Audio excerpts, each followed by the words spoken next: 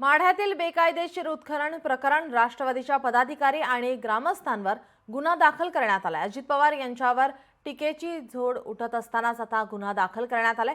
उपमुख्यमंत्री अजित पवार यांच्यावर टीकेची झोड उठत असताना आता राष्ट्रवादी अजित पवार पक्षाचे पदाधिकारी आणि ग्रामस्थांवर आता गुन्हा दाखल झालेला आहे।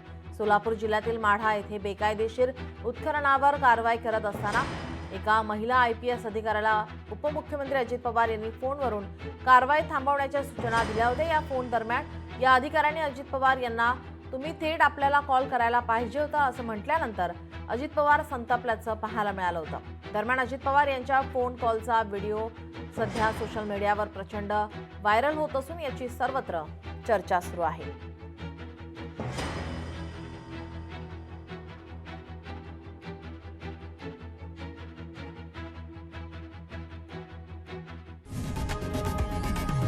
लोकशाही मराठी ऐका, पहा, जागरूक रहा।